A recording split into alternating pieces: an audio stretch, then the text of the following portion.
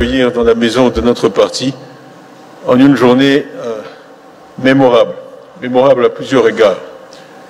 Nous avons souhaité, dans mes échanges avec notre grande chancelière, trouver un moment dans l'année pour honorer ceux qui nous ont précédés, pour les remercier pour tout ce qu'ils ont fait pour le parti et au-delà pour la Côte d'Ivoire, pour notre pays, et parfois même pour l'Afrique.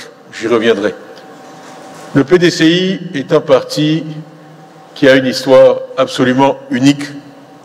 On dit souvent que c'est le deuxième. Alors, chers amis, nous allons suivre l'allocution du président Tidjane Thiam lors de la cérémonie de reconnaissance et de la décoration, n'est-ce pas, des différents membres et militants du PDCI-RDA qui se sont distingués toutes ces dernières années, au fait. Il les a donc donné des médailles, toutes ces choses, en fait. Nous allons suivre ce qu'il nous a à dire, des enseignements, et on en revient juste après, au fait. N'hésitez pas à partager massivement, et si vous n'êtes pas encore abonné, n'hésitez pas à le faire. Le plus vieux parti d'Afrique, moi je préfère dire que c'est le plus vieux parti de Côte d'Ivoire. Au minimum, c'est une indication de survie. Le PDCI a survécu à l'époque coloniale, aux indépendances, aux tumultes, aux coups d'État, aux révolutions, et est toujours là, bien là. C'est intéressant, c'est intéressant. Ça fait combien de temps? Et cela, je regarde vraiment vers ma droite, nous vous le devons largement. Être debout face à vous, c'est presque une leçon d'humilité. Parce que si je prends mon exemple personnel, quand j'étais enfant, beaucoup d'entre vous occupaient déjà de hautes responsabilités. Ça fait un certain nombre d'années, puisque j'ai plus de 60 ans aujourd'hui. Et vous continuez. Et je tiens à ce qu'on vous salue et qu'on vous remercie vraiment de façon énergique. Après toutes ces années, à chaque fois que le parti fait appel à vous, vous êtes là. Et je dois dire que quand on entre dans cette salle et que je vois vos visages, je suis toujours rassuré et encouragé que vous trouviez encore, après tout ce que vous avez accompli, la force de venir ici, nous encourager, nous plus jeunes, nous soutenir, nous guider dans la bonne voie, avec vos conseils, vos bénédictions. C'est quelque chose de complètement unique au PDCI et qui a une valeur inestimable. Et donc je vous salue et je vous remercie encore. Donc, la reconnaissance des aïeux, en fait. Il m'arrive de dire que l'ingratitude est probablement un des traits de caractère humain les plus détestables. Et le PDCI n'est pas ingrat. Le PDCI est un parti qui a des valeurs. Le PDCI sait dire merci. Le PDCI sait reconnaître les mérites des uns et des autres. Et je dis, dans la vie, il n'est pas possible de dire trop merci. On ne cessera jamais de vous remercier pour cette simple raison que le parti ne serait pas là. Après près de 25 ans dans l'opposition, si vous ne l'aviez pas mis sur des bases solides et si vous n'aviez pas continué chaque jour à vous battre pour que le PDCI soit là. Ceux qui m'ont accompagné, nous sortons de la révision des listes électorales. Nous avons visité un certain nombre de villes. On est allé à Mans, on est allé à Djuekwe, on est allé à Bonon, Gonaté. Je vois ma tante Léopoldine là-bas. On est allé à Daloa, on est allé à Boisflé, on est allé à Dimbokro, on est allé à Tumodi. Ce n'est pas rien, c'est quand même un échantillon, un arc qui traverse la Côte d'Ivoire d'ouest en est. Et on a même fini à Odiéné. Ensuite, on a fait 6 des 10 communes d'Abidjan. Et partout, on a constaté, je vous assure, la même ferveur. La même ferveur. Ça veut dire qu'il se passe quelque chose dans notre pays. L'espoir est revenu.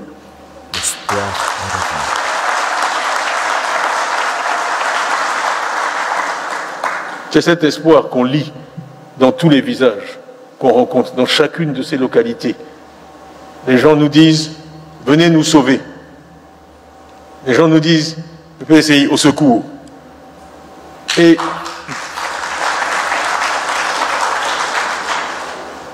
cet appel est entendu. Et avec l'aide de Dieu, nous y arriverons de façon pacifique.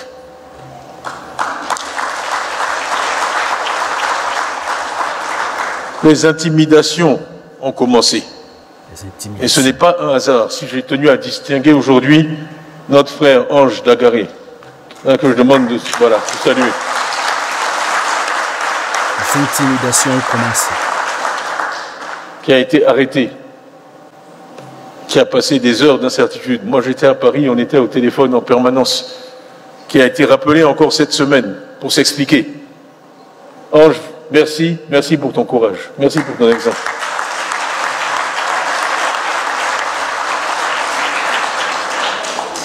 Ce n'est pas le lieu de faire un long discours. J'aurai l'occasion de parler demain à Boisseau, si Dieu le veut. Et j'aurai l'occasion de dire ce que je pense de tout cela. Mais je tenais à ce que notre frère ici soit salué, soit remercié, parce que le PDCI est un parti de courage. C'est facile de l'oublier quand on ne connaît pas l'histoire du parti, qui a commencé et qui a eu à faire face à une hostilité extraordinaire au temps colonial. Et je répète que le défi auquel nous devons faire face aujourd'hui est moins difficile que celui auquel on a fait face à l'époque coloniale. Où on me dit, oui, les gens trichent aux élections. Mais les gens trichaient aux élections. Moi, on m'a raconté les élections des années 40 ou 50. Tout était mis en œuvre pour que le député Houphouët-Boigny ne soit pas élu. Les gens se sont battus, le PDCI s'est battu. Il était présent dans les bureaux de vote, s'est battu pour qu'il puisse être élu. C'est ça notre tradition.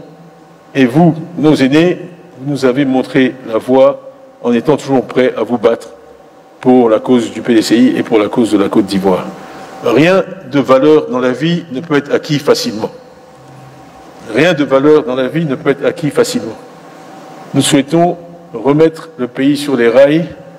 Ça ne se fera pas sans combat et sans difficulté. La seule chose que nous disons face à ce combat, c'est que nous, notre arme, c'est la parole et le dialogue.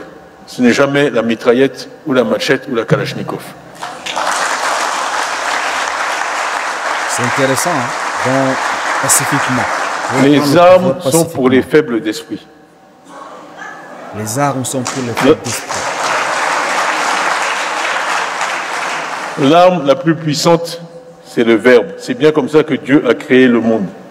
L'arme la plus puissante, c'est le verbe. C'est pas la machette, c'est pas le bâton, c'est pas le gourdin. Non, nous ne sommes ni naïfs, ni idéalistes quand nous disons que nous allons utiliser l'arme la plus puissante que Dieu a mise à notre disposition, qui est le verbe.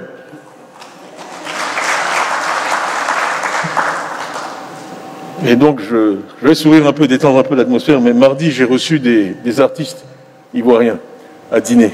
Et le point que je veux faire, c'est que, et j'ai dit dans différentes interventions, que je crois profondément dans l'intelligence du peuple. On a eu une discussion de 2 heures, je vous assure, sur l'IDH. Ce sont des gens, on s'est dit, oui, ils sont des artistes. Ils avaient lu, ils s'étaient informés. On a parlé du financement de l'économie par les fonds de pension. On a eu une discussion de 2 heures qui n'avait rien à envier à une discussion que j'aurais eue avec des économistes. Donc, je crois que certains de nos dirigeants se trompent sur l'intelligence du peuple ivoirien. C'est toujours dangereux de sous-estimer l'intelligence d'autrui. Les gens sont très intelligents. Ils s'informent, ils réfléchissent. Et je pense que une grande partie de ça, le mérite en revient au PDCI. Parce que c'est l'investissement que le PDCI a fait dans l'éducation des Ivoiriens, qui fait qu'aujourd'hui, il y a autant d'Ivoiriens bien formés, qui réfléchissent et qui peuvent entendre et adhérer à un discours de raison, un discours raisonnable. Donc nous allons continuer à prêcher la bonne parole. Moi, je reste convaincu que c'est le chemin de la victoire. Les gens écoutent ce qu'on dit, ils connaissent leur situation, ils savent que nous avons des solutions qui ne sont pas de la démagogie, mais qui sont des solutions réelles parce que nous l'avons fait par le passé. Ce dont le PDCI parle, à savoir mettre la priorité sur la santé et l'éducation, c'est pas comme si c'est une découverte. C'est ce que le PDCI a fait pendant plus de 39 ans, quand le PDCI était à la tête du pays et de la Côte d'Ivoire. Donc ce qu'on demande aux Ivoiriens, c'est d'avoir de la mémoire, un peu comme nous aujourd'hui, et de redonner le pouvoir à ceux qui ont créé ce pays et l'ont mis sur les rails. Voilà. Je ne vais pas trop prolonger mon propos. On aura l'occasion de vous honorer individuellement tout à l'heure, et ce serait trop long d'égrener pour chacun d'entre vous tout ce que vous avez fait pour le parti et pour le pays. Nous avons commencé cette journée, en fait, en allant honorer Madame Bédier, Henriette Conan Bédier, qui a eu la gentillesse de nous recevoir à midi. On a essayé de voir si on pouvait lui remettre une décoration, et malheureusement, elle est déjà au rang le plus élevé, dans le grade le plus élevé. Donc nous sommes allés... Et venant du PDCI, ce n'est pas étonnant, hein, conformément à tout ce que j'ai dit. Donc on lui a rendu une visite amicale avec un certain nombre de hauts dignitaires du parti, et je dois dire qu'elle a beaucoup apprécié et elle a été émue qu'on ait pensé à elle en ce jour. Ensuite, après cette cérémonie, on ira, si Dieu le veut, on ira voir donc Madame Thérèse Houphouët-Boigny, qui a aussi accepté de nous recevoir à 16h30.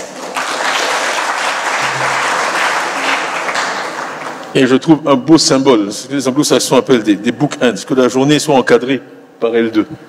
On a commencé par Madame Bédier, on va finir par Madame Houphouët, et entre les deux, on va vous honorer comme il se doit, dans la plus pure tradition du PDCI. Donc c'est une belle journée.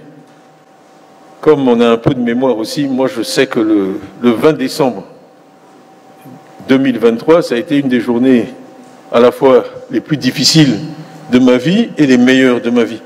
Pour ceux qui s'en souviennent, c'est le jour du verdict de nos deux amis qui, après avoir interdire notre congrès du 16 décembre 2023, à Abidjan, avait de nouveau porté plainte dans le but de faire interdire la tenue du congrès sur toute l'étendue du territoire national. Et c'est le 20 décembre à 16h45 que l'affaire s'est dénouée, puisqu'ils ont retiré leur plainte 15 minutes avant que la décision interdisant le congrès, la tenue du congrès jusqu'à nouvel ordre et sur toute l'étendue du territoire ne fut prise. Donc ce n'est pas une date anodine, je ne l'ai pas choisie par hasard, c'est une date qui est marquante dans l'histoire du PDCI, qui nous a permis d'éviter le piège qu'on nous tendait. Et ça aussi, j'aurai l'occasion d'en parler, mais il y a un autre gros piège devant nous, qui est aussi dans le même esprit, bâti sur la justice, etc. Mais grâce à Dieu, on l'évitera. Donc, ça n'a pas marché en 2023. Et si plaît à Dieu, ça ne marchera pas en 2025 non plus.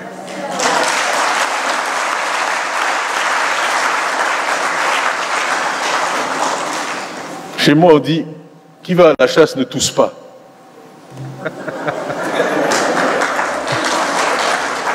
Si vous toussez, vous faites tous les oiseaux s'envolent.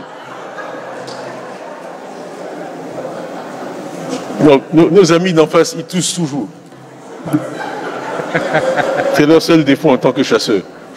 Ils vont à la chasse, mais ils toussent. Donc voilà. Voilà.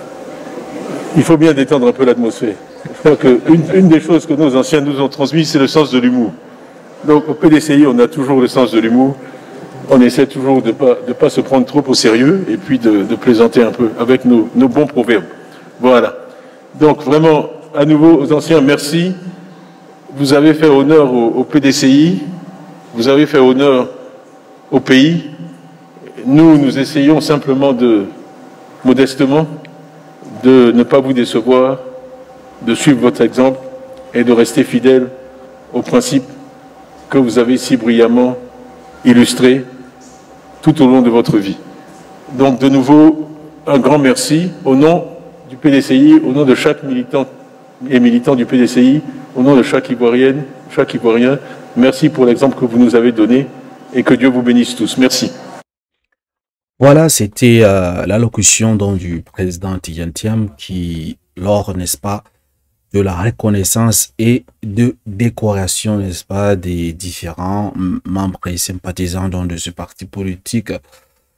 Il a rappelé l'histoire du parti, des axes importants, des dates très très importantes. Et également, si vous avez bien suivi, au fait, dans le programme politique du PDC-RDA, sous sa présidence, donc apparemment ça serait l'IDH, au fait, serait quelque chose comme ça. Donc il va beaucoup s'est basé sur la santé et l'éducation, parce qu'il dit que ça c'est des axes importants et c'est pas aujourd'hui que ça a commencé, c'est pas quelque chose de nouveau, en fait, et ils ont déjà travaillé sur ça. En fait, ça fait partie de la tradition de ce parti, ce qu'il a dit. Et voilà, eux, les armes sont pour les faibles d'esprit. Ils vont pas récupérer dans ses pouvoirs avec les machettes, ni les gourdins, ni les armes à feu, toutes ces choses, ni à appeler des rebelles. Non, ils vont pas brûler les mosquées ni les églises, ils vont pas chasser les musulmans, ils vont pas tuer les chrétiens. Donc ils disent que il a confiance en l'intelligence des Ivoiriens. En fait, le moment arrivé, ils sauront choisir le bon candidat, en fait, dans le cadre de leurs propres intérêts, en fait. Donc, c'est ce qu'il a dit. Et c'est pas pour rien, il dit que si le PDC-RDA a 80 ans aujourd'hui, donc c'est le plus vieux parti donc, de la Côte d'Ivoire. Vous avez vu, il y a des partis qui ont été créés peut-être après la mort du président. Le parti a disparu comme ça. Parlons un peu de parti du général Gay, en fait. Ça n'existait plus, en fait. Et il y a également plusieurs autres partis politiques comme ça. Avec la mort, donc, de son fondateur, le parti également s'effondre. Ou bien, avant même la mort du fondateur, le parti s'effondre. Donc, un parti politique qui a plus de 80 ans quand même. Cela veut dire qu'ils ont une base solide. Ils ont une base solide et des textes solides, en fait. Lorsqu'il fait allusion, il dit à nos amis d'en face, il fait allusion à qui selon vous? Les gens qui ont essayé d'empêcher le congrès de se tenir en 2023, il les a fait un clin d'œil, en fait. Et c'est dans ces contextes qu'il dit qu'il va à la chasse. Ne touche pas, en fait. Si vous n'avez pas compris cela, c'est juste pour vous dire, si vous avez des choses, des pièges à faire à une personne, ne criez pas partout, en fait. Faites, c'est pas vos choses tranquillement. Faites vos plans tranquillement, sans toutefois informer les gens.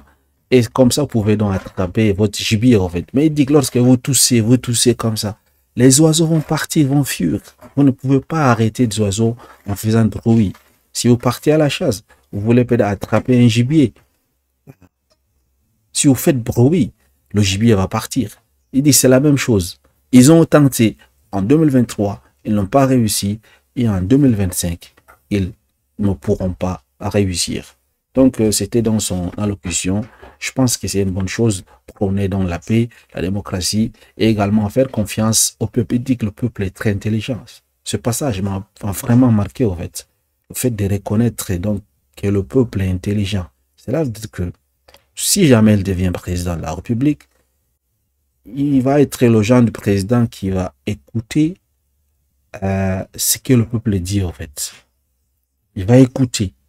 Il va prendre ses décisions en fonction de ce que disent le peuple, en fait. Ça, c'est très, très intéressant. Merci de m'avoir reçu, madame. Excellente soirée à vous. Très bientôt.